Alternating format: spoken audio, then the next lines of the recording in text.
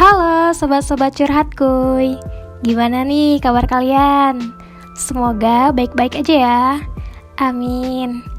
Kali ini Confession of a Soul balik lagi nih di episode ketiga. Tentunya di sini aku gak sendirian ya teman-teman, karena hari ini aku ditemenin sama tamu spesial yang bakal ngasih tips-tips gitu pada video kali ini. Oke, tanpa berlama-lama ya, langsung aja nih aku panggil. Halo Echa. Halo Reni, halo juga sobat-sobat curhat kuy. Gimana nih kabarnya hari ini Reni? Alhamdulillah baik banget nih kabarku hari ini.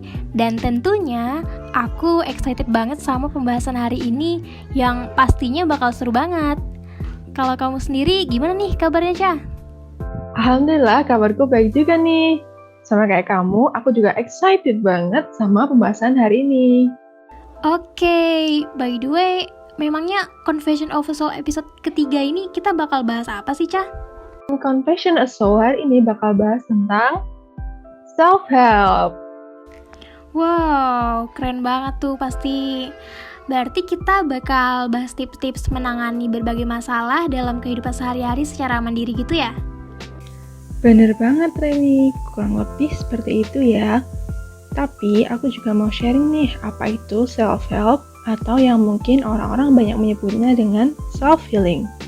Nah, menurut Walsburger dan Wendy pada tahun 2006 dalam jurnalnya yang berjudul Self-Healing: A Concept Analysis, self-healing merupakan proses aktif pemusatan energi yang dilakukan secara mandiri untuk mencapai transendensi. Nah, apa sih transendensi itu?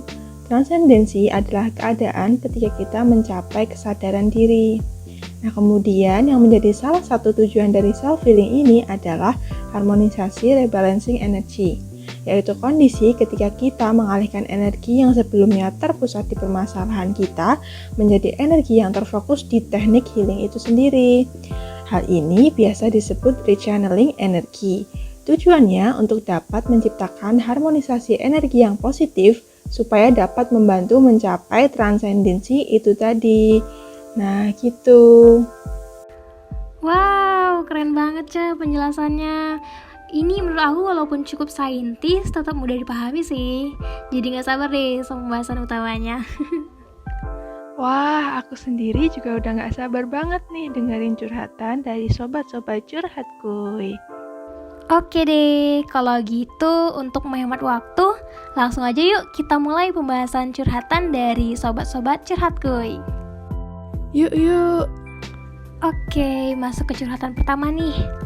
Halo kakak-kakak SCPMH, aku mau cerita nih kak seputar kehidupanku baru-baru ini. Jadi aku tuh sekarang udah jadi mahasiswi. Aku gak tahu kenapa akhir-akhir ini tuh aku sering banget ngerasa gelisah. Terlebih lagi kalau aku gak buka sosmed seharian, atau bahkan cuma beberapa jam. Tiap hari tuh aku pasti buka Instagram, Twitter, WhatsApp, sama sosmed-sosmed yang lain.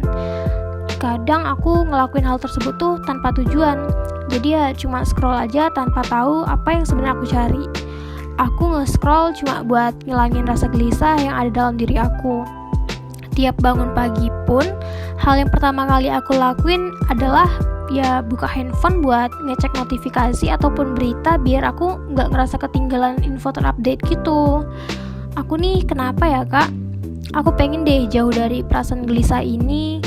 Tapi gimana ya caranya? Gimana tuh Ca? Aku sih jujur ngerasa relate banget sih sama cerita ini. Wah, jujur iya, aku juga ngerasa cukup relate nih. First of all, aku mau bilang makasih banget ke Sobat Kuy karena udah mau cerita dan terbuka ke curhat Kuy. Sobat Kuy pasti ngerasa gak nyaman ya punya perasaan gelisah kayak gitu, yang bikin jadi harus buka HP terus. Aku mau coba tanya ke Reni deh. Reni juga suka ngerasa kayak sobatku juga nggak? Beberapa kali sih iya, Jadi aku tuh kadang ngerasa gelisah karena takut ketinggalan informasi gitu, Ca. Wah, kalau dengerin cerita dari sobatku dan juga kamu, mungkin hal ini berkaitan sama FOMO ya? FOMO? Kayaknya aku pernah deh dengar gitu tentang FOMO, tapi ya cuma sekilas gitu. Aku jadi nggak terlalu inget. FOMO tuh apa ya, Ca? Jadi, FOMO atau Fear of Missing Out itu sebutan untuk ketakutan atau rasa cemas yang dirasakan individu bahwa orang lain mungkin punya pengalaman berharga yang nggak ada dalam dirinya. Nah, salah satu tanda FOMO ini yaitu kamu punya keinginan buat terus terhubung sama apa yang orang lain lakukan. Apalagi di masa pandemi ini, individu punya keterbatasan untuk menjalani aktivitas sosial dan memenuhi kebutuhan sosial kan? Nah, ketika seorang individu mengalami FOMO, kondisi ini akan memperbesar kebutuhan individu tersebut untuk tetap berhubungan dan berkomunikasi dengan orang lain. Sedangkan saat ini cara yang paling memungkinkan adalah dengan menggunakan sosial media. Nah, jadi mungkin kondisi Sobat Kui saat ini juga didorong oleh situasi pandemi yang membatasi interaksi sosial secara nyata nih. Makanya yang bisa Sobat Kui lakuin ya cuma scrolling aja. Ketika Sobat Kui semakin banyak mengecek sosial media, maka semakin besar peluang Sobat Kui untuk tahu hal atau kegiatan yang nggak Sobat Kui alami. Kayak, wah ternyata orang lain ngelakuin ini ya, orang lain ngelakuin itu ya, tapi aku enggak. Dan di sini akan muncul perasaan missing out atau ngerasa ketinggalan. Pada akhirnya, Sobat Kui bisa ngerasa gelisah karena takut terus ketinggalan. Nah, kayak gitu Reni. Oh, gitu ya, Ca. Bener sih, aku juga kadang tuh ngerasa ketinggalan sama orang-orang, padahal kan kita nggak lagi balapan ya. Nah, iya bener banget. Kita nggak lagi balapan loh. Hidup ini bukan selalu tentang kompetisi aja. Bener banget. Kalau gitu, apa sih yang perlu kita lakuin biar kita tuh nggak FOMO? Atau gimana sih caranya supaya kita tuh bisa ngurangin perasaan FOMO itu sendiri? Nah, iya nih, penting banget cara buat ngurangin perasaan FOMO. Nah, menurut Slolena pada tahun 2019, ada 4 nih strategi yang bisa dilakukan seorang individu untuk mengubah FOMO menjadi FONO. Nah, apalagi tuh FONO? FONO adalah Finding Other Nourishing Opportunities. Nah, gimana sih caranya melakukan hal untuk mengubah FOMO jadi FONO? Yang pertama, bisa dengan belajar bersyukur. Nah, penelitian menunjukkan bahwa bersyukur tidak hanya membuat individu lebih bahagia, tetapi juga berkorelasi dengan menurunnya tingkat stres dan peningkatan kualitas hidup. Hal ini dapat kalian terapkan dengan membuat gratitude journals atau melakukan metode counting your blessings, yaitu dengan cara menulis minimal satu hal yang kamu syukuri setiap hari dan atau apresiasi seseorang yang kamu dapatkan hari itu yang kamu syukuri. Yang kedua, yaitu enjoy what you do atau nikmati hal yang sedang kamu jalani. Nah, menurut penelitian psikologi positif, kebiasaan untuk menikmati setiap hal yang kamu jalani dapat meningkatkan kebahagiaan loh. Nah, secara sadar menikmati hal yang kamu lakukan, melakukannya dengan perlahan sambil menggunakan semua indera tubuhmu dan menghargai betapa nikmatnya momen tersebut, kamu bisa menikmati hal-hal kecil yang sedang kamu lakukan setiap harinya. Seperti ketika kamu menyeruput tegukan kopi pertamamu di pagi hari, atau makan suapan terakhir dessert kesukaanmu, dan melihat sunset ataupun sunrise. Bener banget. Kalau gitu, apa sih yang perlu kita lakuin biar kita tuh nggak FOMO? Atau gimana sih caranya supaya kita tuh bisa ngurangin perasaan FOMO itu sendiri? Ada banget dong, aku lanjutin ya. Yang ketiga yaitu membuat batasan penggunaan sosial media yang sehat. Nah, penelitian menunjukkan bahwa membatasi diri untuk menggunakan sosial media selama kurang lebih 30 menit per hari dapat meningkatkan well-being nih. Selain itu, hal tersebut juga dapat mengurangi rasa kesepian, depresi, hingga kecemasan secara signifikan.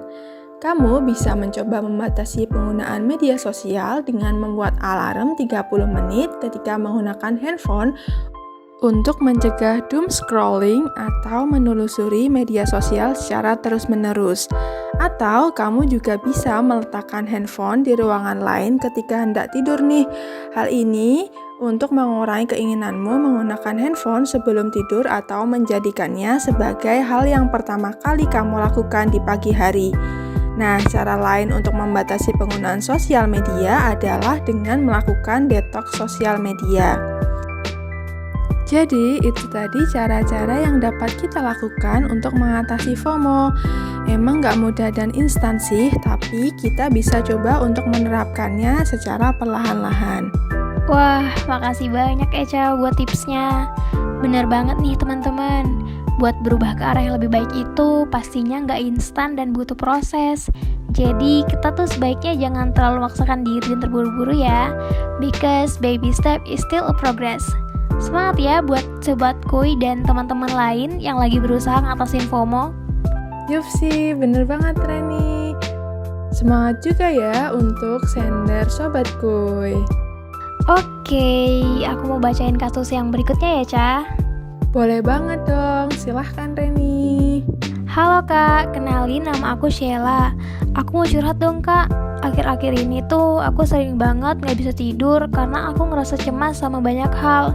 Seperti kepikiran tugas kuliah yang banyak banget selama daring, mikirin kalau besok tiba-tiba ada kuis dadakan, atau bahkan aku tuh sering banget kepikiran tentang ujian, skripsi, dan lain-lain gitu Kak.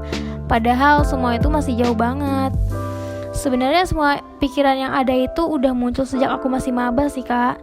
Cuma semenjak pandemi ini, rasa cemas itu semakin menjadi dan aku jadi susah banget buat tidur di malam hari. Mungkin segitu aja Kak cerita yang bisa aku share. Semoga kakak-kakak dari Curhat Kuy bisa bantu kasih sarannya ya. Makasih banyak Kak sebelumnya.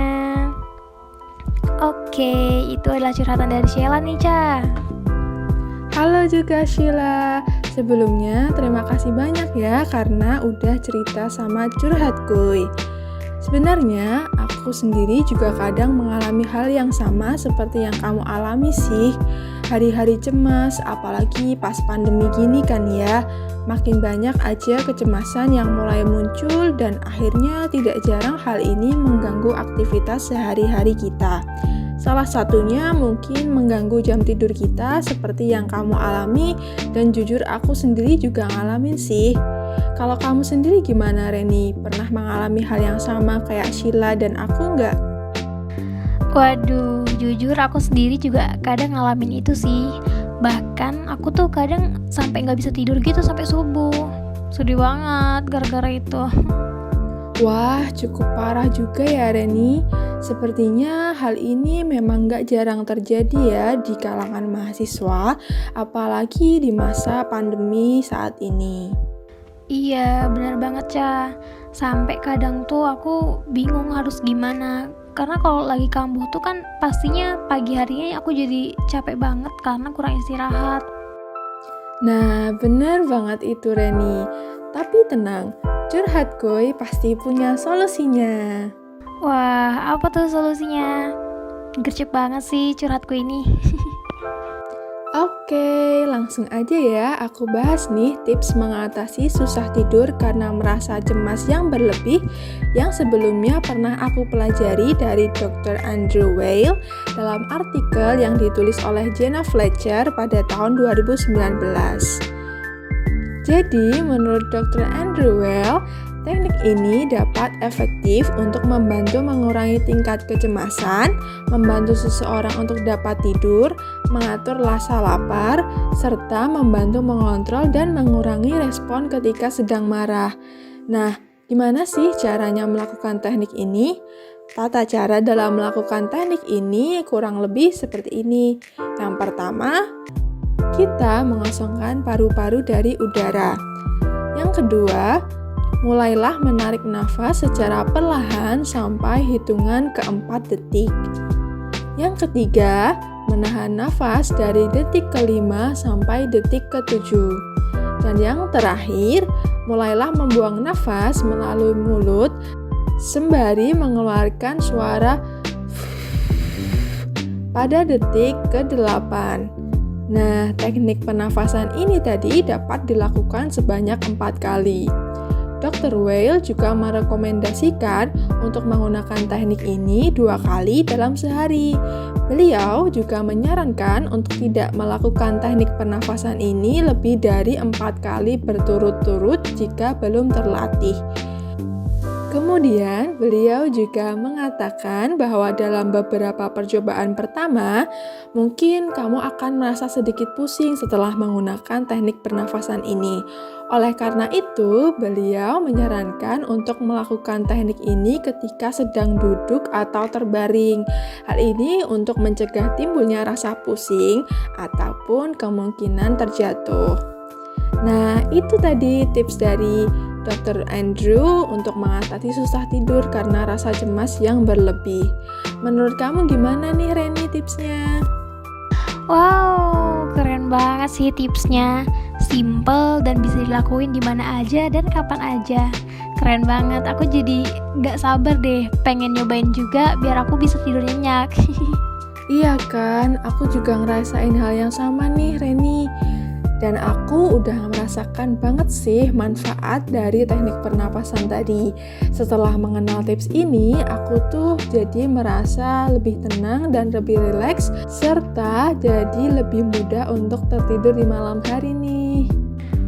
Oke, mantap banget. Semoga tips tadi dapat membantu Sheila dan teman-teman yang memiliki permasalahan yang sama ya. Amin. By the way.